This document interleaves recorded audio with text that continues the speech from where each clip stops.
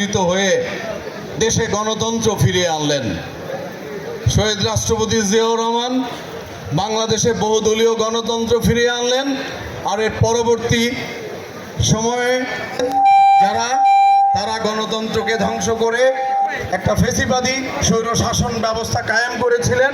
আবার দেশনেত্রী বেগম খালেদা জিয়া দায়িত্ব নিয়ে দেশে সংসদীয় গণতন্ত্র কায়েম করলেন। এই যে আজকে যে সংসদীয় গণতন্ত্র আমরা সংসদ সদস্যদেরকে পাচ্ছি, এই সংসদীয় গণতন্ত্র কিন্তু বেগম খালেদা জিয়া আবার আমাদেরকে ফিরিয়ে দিলেন। সুতরাং এগুলো বলতে হবে এই কারণে যারা ওই যে গুপ্ত সংগঠন, গুপ্ত এবং সুপ্তরা মিলে আমাদের বিরুদ্ধে ষড়যন্ত্র করতে চায়, আর আমরা প্রকাশ্যে মানুষের সেবা করে মানুষের আস্থা এবং ভালোবাসা অর্জন করতে চাই, তাদের সঙ্গে আমাদের পার্থক্য এটা। তারা বলে মরার পরে আপনারা জান্নাত পাবেন, আর আমরা দুনিয়াতেই জান্নাত দেখাতে চাই।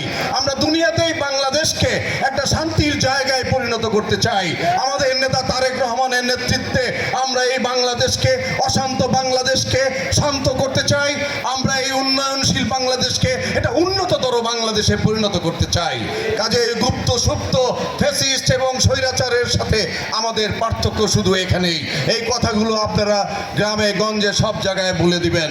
আমাদের নেতাদেরকে দেখলে চেনা যায়, এটা ওয়ার্ড পর্যায়ের নেতাকে দেখলেও চেনা যায় যে এই লোকটা বিএনপির নেতা, এই লোকটা বিএনপি করে। কিন্তু অনেক পার্টি আছে, তাদের থানার নেতা, জেলার নেতাকে দেখলেও আপনারা চিনবেন না। গোপনে গোপনে কোথায় থাকে, কি করে, কিভাবে মানুষের মগজ ধোলাই করে, এগুলো কিন্তু আমাদের লক্ষ্য রাখতে হবে। সুতরাং এ থেকে বাঁচার জন্য, এই ফেতনা ফ্যাসাদ থেকে বাঁচার জন্য আমাদেরকে ভোকাল হতে হবে, আমাদেরকে বলতে হবে, সত্য কথাগুলো তুলে ধরতে হবে যে আমাদের নেতাই তো গণতন্ত্র দিয়েছিল, আমাদের নেতাই তো স্বাধীনতা এনে দিয়েছিল বাংলাদেশের। আবার আমাদের নেতৃত্ব স্বৈর শাসনের বিরুদ্ধে আন্দোলন করে 9 বছর গণতন্ত্র ফিরিয়ে দিয়েছিল।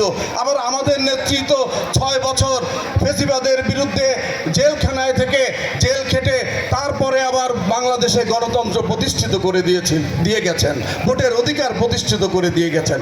সুতরাং এই কথাগুলো আমরা যেন বলি।